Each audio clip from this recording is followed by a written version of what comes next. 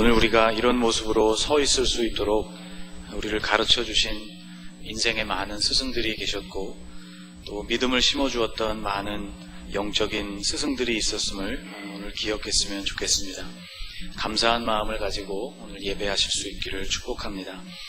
또 같은 시각 우리 교회 교회학교 어린이들과 학생들이 각 예배실에서 함께 예배를 지금 드리고 있습니다. 하나님이 우리 교회학교 선생님들에게 은혜를 주셔서 우리가 그러했던 것처럼 우리 인생과 인격과 믿음에 관하여서 우리 선생님들을 통하여서 많은 것들을 보고 배우고 또 그들의 마음에 감동 감화가 일어나는 그런 교회학교가 될 수 있도록 기도해 주시기를 부탁드립니다. 주님의 말씀대로 가르치고 영혼을 사랑하여서 우리 제자들이 믿음 위에 온전하게 서게 되는 그런 우리 삼성교회가 되기를 주님의 이름으로 축복합니다. 또 오늘은 교회력으로는 성령 강림 주일입니다. 예수님께서 부활하신 이후 40일 동안을 제자들과 함께 하셨는데, 이 기간 동안 주님은 하나님의 나라를 제자들에게 가르쳐 주셨습니다. 그리고 하늘로 올라가시기 전 예수님이 제자들에게 말씀하시기를 약속하신 성령을 기다리라는 말씀을 남기셨습니다. 사도행전 1장 4절 말씀에 예수님이 이렇게 말씀하십니다. 이르시되 예루살렘을 떠나지 말고 내게서 들은 바 아버지께서 약속하신 것을 기다리라. 예수님의 이 말씀대로 제자들은 한 곳에 모였습니다. 그리고 기다리는 가운데 성령이 그들 위에 임하시는 경험을 하게 됩니다. 오순절 날이 이미 이름에 그들이 다 같이 한 곳에 모였더니, 성경에는 성령이 제자들에게 임하시던 때를 오순절 때라고 기록하고 있습니다. 오순절이라는 말은 헬라어 성경에서 펜테코스테라는 말인데, 이것은 50일을 뜻하는 그런 단어입니다. 시기적으로 유대인들이 3대로 크게 지키는 세 가지 절기였던 유월절, 그리고 77절, 그리고 수장절 중에서 두 번째 절기였던 77절에 해당되는 절기가 바로 이 오순절입니다. 무교병을 먹은 날을 시작으로 유월절 절기는 시작이 되는데, 77절은 그 다음 날로부터 시작해서 7일이 7번, 49일이 지난 이후 50일째 맞게 되는 그런 절기를 말합니다. 이스라엘에서는 이 무렵에 처음 곡식이 여물게 되고, 그리고 추수한 그것으로 하나님께 드리기도 했기 때문에 77절을 성경에서는 맥주절이라고도 부릅니다. 이스라엘에서 실제 77절, 이 오순절, 그리고 맥주절이 지내게 되는 때는 5월과 6월 사이에 들어있는데, 오늘 우리는 보리가 익어가는 시기가 이스라엘과 조금 틀리기 때문에 더 늦게 우리는 7월에 맥주 감사절을 지키고 있습니다. 아무튼 펜테코스테, 오순절이라는 이 표현은 77절의 신약적인 표현이라고 말할 수 있습니다. 우리말로 번역되어진 오순절이라는 말 역시 오순, 열흘이 5번 지난다는 그런 뜻을 갖고 있는 단어입니다. 성령이 임하시게 된 것이 바로 이 오순절 무렵이었습니다. 예수님께서 마지막 만찬을 제자들과 나누신 때가 6월절이었죠. 그리고 부활하신 이후 40일 동안 제자들과 함께 예수님이 머무시고 그리고 승천하셨으니, 성령 강림은 그로부터 약 열흘 안쪽으로 걸리는 시간이 경과되고 나서 일어난 사건이라고 볼 수 있습니다. 그래서 오늘날 우리가 지키고 있는 성령 강림 주일 역시 부활절이 들어있는 주간을 포함해서 7주가 지나고 곧 49일이 지나고 나서 첫 번째로 맞이하는 주일이 오늘 우리에게 성령 강림 주일로 지켜지고 있습니다. 지난 부활절인 3월 27일 이후로 여러분 벌써 7주간이 지나갔습니다. 부활하신 주님은 40일 동안이나 제자들에게 하나님 나라의 일, 하나님 나라에 관한 말씀을 들려주셨습니다. 그런데 그때까지도 제자들의 관심은 영 다른 곳에 있었습니다. 그들의 관심은 이스라엘 나라의 회복이었습니다. 오늘 본문 6절 말씀에 제자들이 예수님께 이렇게 묻습니다. 6절을 같이 한번 읽겠습니다. 그들이 모였을 때에 주께서 이스라엘 나라를 회복하심이 이때니까 하니, 이제 부활하신 주님께서 이스라엘을 드디어 해방하실 때가 왔구나, 그렇게 생각하면서 그런 기대를 가지고 예수님께 물었던 것이죠. 그러나 제자들은 아직도 잘 모르고 있었습니다. 예수님이 왜 죽으셔야 했는지, 또 왜 부활하셔야만 했는지, 그리고 왜 하늘로 승천하셔야만 했는지, 그리고 남겨진 그들에게 주어진 과업이 무엇인지 제자들은 잘 모르고 있었습니다. 주님의 마음은 많이 답답하셨을 것이지만 침착하게 제자들에게 이렇게 말씀해 주셨습니다. 때와 시기는 아버지께서 자기의 권한에 두셨으니 너희가 알 바 아니요. 오직 성령이 너희에게 임하시면 너희가 권능을 받고 예루살렘과 온 유대와 사마리아와 땅 끝까지 이르러 내 증인이 되리라. 이스라엘이 해방될 시기는 아버지의 권한이다. 너희가 그것을 아주 중요하게 생각한다는 것을 잘 알지만 진정으로 너희의 관심사가 되어야 하는 것은 따로 있다. 그것은 바로 너희가 성령을 받고 내 증인이 되는 것이다 라고 주님은 말씀해 주신 것입니다. 제자들은 예수님의 말씀에 따라 예루살렘을 떠나지 않았습니다. 그곳에 함께 모이게 되었고, 그리고 약속하신 성령을 기다린 지 열흘쯤 지났을 때 드디어 그들 위에 성령이 임하시게 됩니다. 성령이 임하고 나타난 가장 큰 변화는 제자들이 이전과는 다른 담대함을 얻게 되었다는 것입니다. 오순절에 임한 이 성령의 역사로 제자들은 다른 말, 다른 방언을 말하기 시작했습니다. 당시로서는 땅끝이라고 불리우던 먼 곳에서, 먼 나라에서 몰려든 사람들이 각각 자기 고향의 언어로 하나님께서 행하신 놀라운 구원 역사를 그들의 귀로 듣게 되는 일들이 나타나게 되었습니다. 이 성령의 역사로 그날 베드로의 설교를 듣고 회심한 사람들은 3,000명이나 되었습니다. 예수님이 살아계실 때, 그리고 제자들이 그 이후에 감당했던 어떤 사역보다도 더 놀라운 일들이, 회심의 역사가 이스라엘 가운데 일어나게 된 것이죠.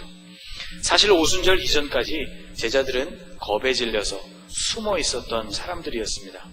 주님이 부활하시던 날도 그날의 풍경을 성경이 이렇게 전해주고 있습니다. 요한복음 2장 20장 19절 말씀입니다. 같이 한번 읽어보겠습니다.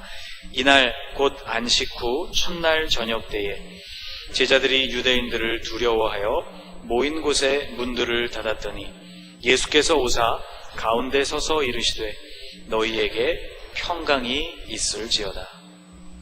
제자들은 두려웠습니다. 그들이 모인 곳, 그들이 모여있는 모든 문들을 닫고 그리고 걸어 잠궜죠. 그들의 마음에는 평안함 대신 불안함이 깊게 배어 있었습니다. 부활하신 주님이 그들을 찾아오셔서 첫 번째로 건넨 인사가 너희에게 평강이 있기를 원한다라고 그렇게 인사하실 만큼 그들은 불안에 떨고 있었습니다. 부활하신 주님을 만난 이후에도 제자들의 삶에는 큰 변화가 없었습니다. 여전히 그들은 갈팡질팡하는 제자들이었습니다. 베드로를 포함한 7명의 제자들은 다시 고기를 잡기 위해서 갈릴리로 돌아갈 정도였습니다. 주님은 다시 그들을 찾아가셔서 그들을 다시 부르셨고 그들에게 다시 소명을 불어넣어 주십니다. 그들은 다시 주님의 부르심 앞에 응답해야 하는 그런 과제 앞에 서야 했던 것이죠. 이렇게 힘겹게 제자들을 세워놓아야 겨우 서 있을 수 있었던 사람들이 바로 제자들이었습니다. 그런데 사도행전에서 만나게 되는 제자들의 모습은 이런 모습과는 완전히 다른 모습입니다. 완전히 딴 사람이 된 것과 같이 느껴지는 그런 모습이었습니다. 베드로와 같은 제자는 사내들인 앞에 끌려가서 예수님을 체포하고 예수님이 죽도록 만들었던 바로 그 사내들인, 구성원은 조금도 변화가 없고 여전히 예수님을 재판했던 바로 그 사내들인 앞에 서서 당당하게 말하기를 이렇게 말했습니다. 하나님 앞에서 너희의 말을 듣는 것이 하나님의 말씀을 듣는 것보다 옳은가 판단해보라고. 어떻게 이런 놀라운 변화가 가능했을까요? 여러분, 이 놀라운 변화를 설명할 수 있는 길은 오직 그들 가운데 임하셨던 성령, 그 이외에는 설명할 길이 없습니다. 그렇다면 제자들이 이렇게 성령으로 충만하게 되고 변화를 받게 된 계기가 무엇이었을까? 오늘 본문은 우리에게 그 통로가 되었고 계기가 되었던 비밀 한 가지를 우리에게 가르쳐 줍니다. 14절 말씀에 이렇게 기록됩니다.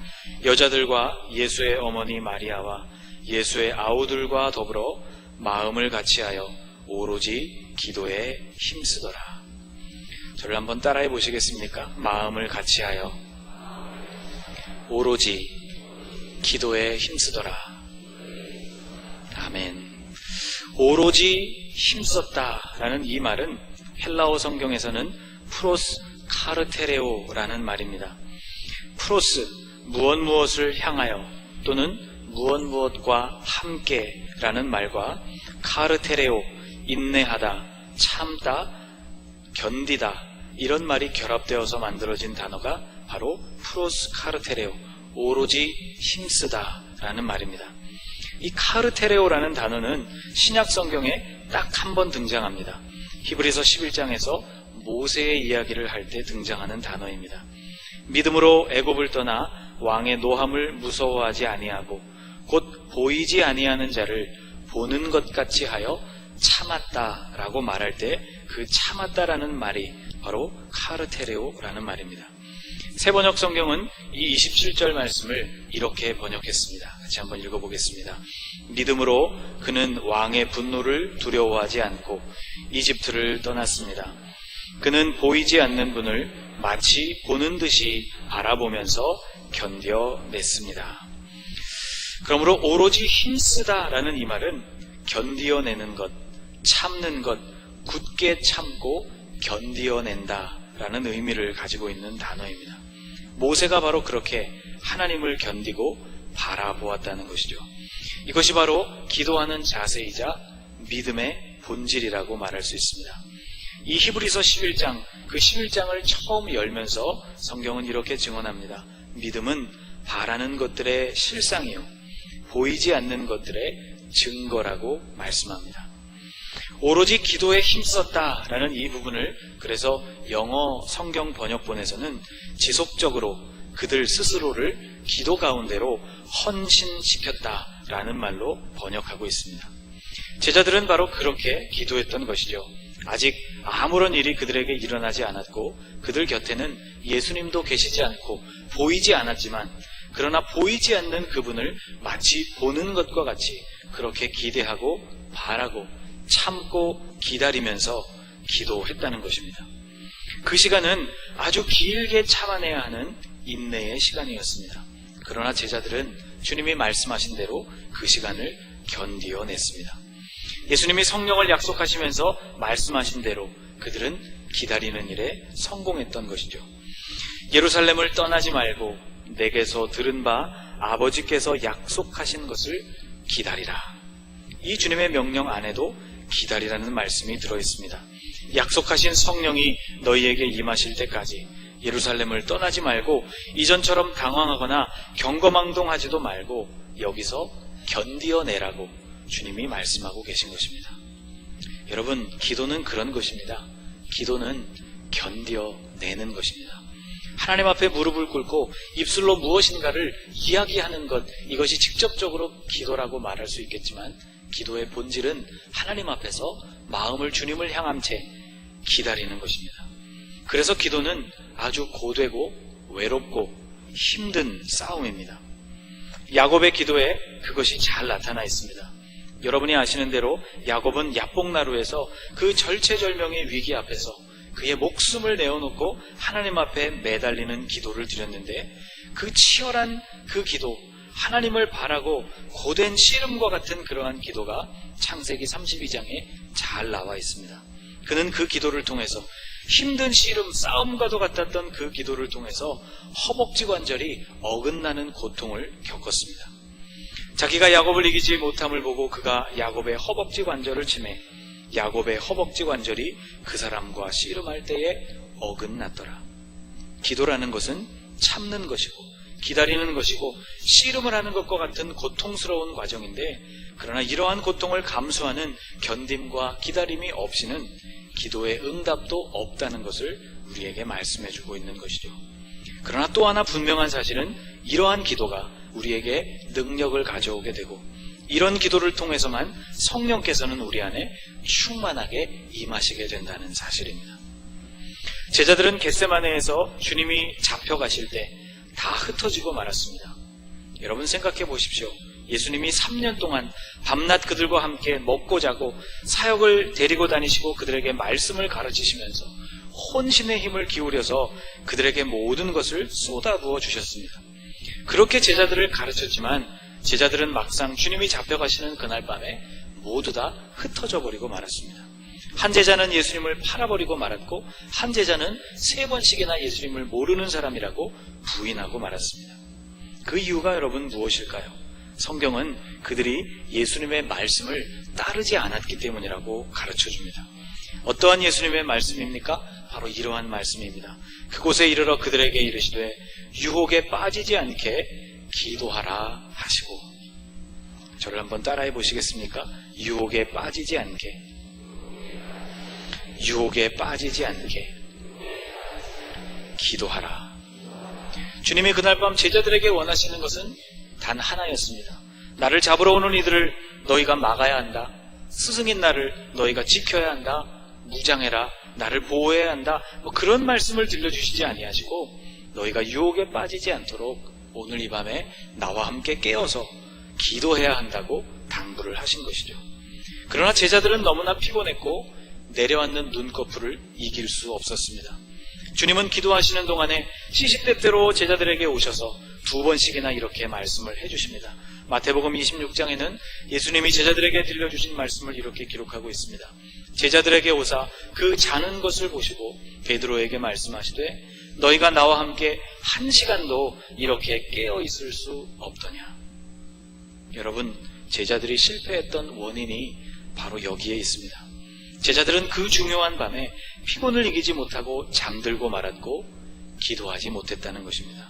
결국 위기가 그들 앞에 닥치자 그들은 모두 주님의 곁을 떠나 산산이 흩어지고 말았습니다.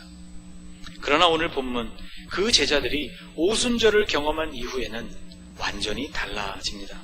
똑같은 제자들이었는데 그들과 그때와 전혀 다름이 없는 바로 그 제자들이었는데 그들이 두려움을 물리치고 담대하게 복음을 전하고 있습니다.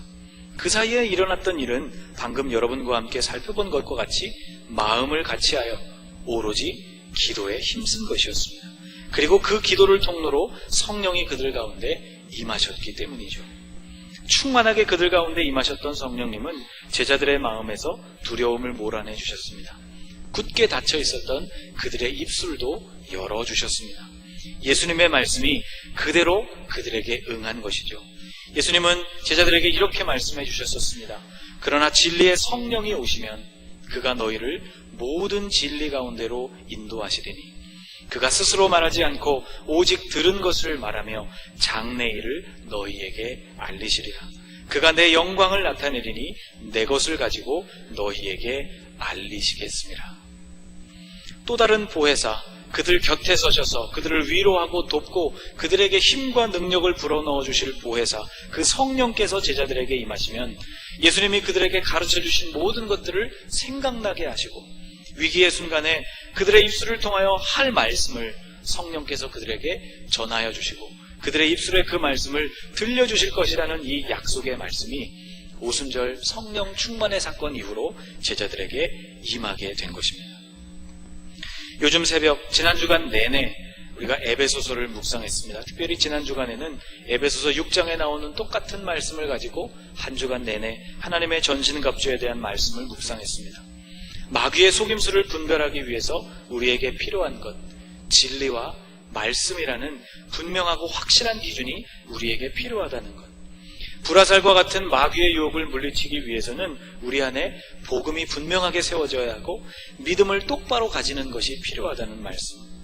밤낮 우리의 허물과 죄를 고발하는 마귀의 참소를 물리칠 수 있기 위해서는 우리가 그리스도 예수 안에서 의롭다는 확신, 그리고 내가 구원받은 하나님의 자녀라는 확신을 가지는 일이 대단히 중요하다는 것을 묵상했습니다. 이것이 바로 우리가 마귀를 대적하는 무기이자 모든 일을 행한 후에 우리가 온전히 서 있을 수 있는 영적인 싸움의 방법임을 묵상했습니다. 그런데 이러한 영적인 무기들이 우리 안에 온전히 갖추어지고 갖추어진 그 무기를 온전하게 사용하기 위해서 필요한 것을 바울은 맨 마지막에 설명하고 있습니다. 그것이 바로 기도입니다. 모든 기도와 간구를 하되 항상 성령 안에서 기도하고 이를 위하여 깨어 구하기를 항상 힘쓰며 여러 성도를 위하여 구하라. 항상이라는 말이 2번이나 반복되어 사용되고 있습니다. 성령 안에서 너희가 늘 기도하는 것, 끊이지 않는 기도의 삶이 갖추어진 영적인 무기들이 온전히 사용될 수 있도록 만들어준다는 말씀인 것이죠. 영적인 무기들을 제대로 사용할 수 있는 힘을 얻는 통로는 오직 기도라는 말씀입니다. 그래서 데살로니가에 보내진 편지에도 바울은 이렇게 권면하고 있습니다. 쉬지 말고 기도하라고요. 여러분 예배실에 올라오실 때 여러분 계단에서 보시는 큰 현수막에 쓰여 있는 말씀이 바로 이 말씀입니다. 쉬지 말고 기도하라. 사랑하는 여러분, 여러분과 저의 기도가 멈추지 않는 기도가 되실 수 있기를 간절히 축복합니다.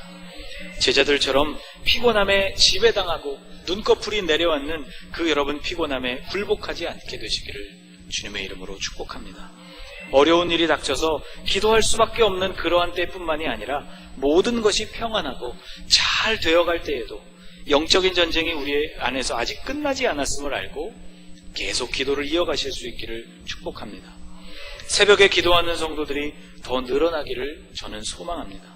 화요일에도 호렙 동산을 찾아 하나님의 거룩한 산을 찾아 기도하는 성도들이 더 많아지기를 소망합니다. 금요일 밤에도 기도하며 부르짖는 하나님의 사람들이 더욱 늘어날 수 있기를 소원합니다. 토요일 오전에도 하나님의 나라와 의를 위하여 부르짖는 하나님의 사람들이 더욱 많아질 수 있기를 소망합니다. 예수님이 변화산에 올라가신 사이 귀신 들린 아이를 온전케 해보려고 제자들은 온 힘을 모았습니다. 그러나 할 수가 없었습니다.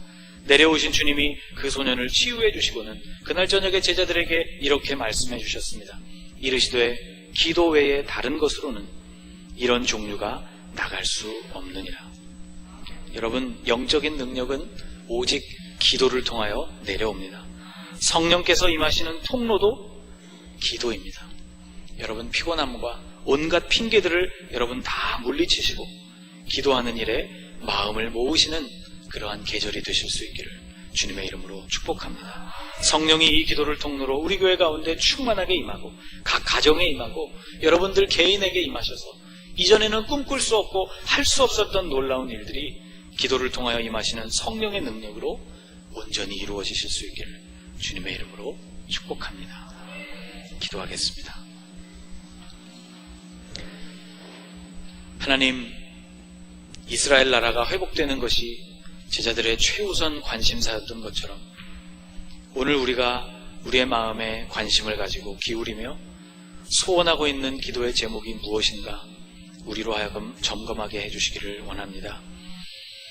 오직 성령이 너희에게 임하실 때 권능이 우리에게 임하고 그것으로 말미암아 우리가 증인으로 세워지는 것, 이것이 바로 우리가 관심을 가져야 할 주님의 최고의 관심사임을 저희에게 깨닫게 하여 주셨사오니 하나님, 주님의 이 간절한 마음이 우리에게도 전해지게 하여 주셔서 이것이 우리에게도 동일한 관심사가 되게 하여 주옵소서. 오로지 마음을 같이하여 기도하는 일에 힘썼던 제자들 위해 하나님의 영이 충만하게 임하시고 이전과는 전혀 다른 모습, 충만하고 담대해진 모습, 능력으로 무장된 모습으로 하나님의 말씀을 전했던 제자들과 같이 하나님, 우리가 주님 앞에 날마다 기도하며 포기하지 아니하고 가라앉는 눈꺼풀을 능히 당당하게 우리가 물리치고 피곤함과 타협하지 아니하고 기도하는 일에 우리의 마음과 정성을 기울일 때 그 기도를 통하여 우리에게 성령의 능력이 임하고 이전에는 감당할 수 없었던 하나님의 일들을 감당하게 되는 주님의 백성들이 될 수 있도록 우리를 붙잡아 주옵소서. 하나님, 오늘 우리의 심령이 기도하는 일에 우리의 온 마음을 쏟는 자들이 되게 하여 주시옵소서. 믿음으로 주의 영광을 바라보는 기도하는 하나님의 백성들이 되게 하여 주옵소서. 견디어내고 인내하고 기도하면서 오직 주님을 바라봄으로 주님을 바라보고 참아내는 그러한 기도, 야곱과 같이 허벅지 관절이 어긋나는 아픔이 있을지라도 끝까지 주님을 바라보며 기도 가운데 그것을 견디고 참아내는 하나님의 사람들, 그렇게 기도해내는 주님의 백성들이 되게 하여 주셔서 성령이 우리 가운데 충만하게 임함으로 놀라운 능력으로 주님의 마음을 시원케 하여 드리는 하나님의 능력자들이 될 수 있도록 우리에게 은혜를 베풀어 주옵소서. 어려운 시험 가운데 빠져있는 주님의 백성들에게 힘을 주셔서 기도하며 일어서게 도와주시고 기도의 능력을 회복하게 도와주시고 기도하며 주님을 바라보는 매일매일의 삶을 살아갈 수 있도록 은혜 베풀어 주옵소서. 예수님의 이름으로 간절히 기도하옵나이다.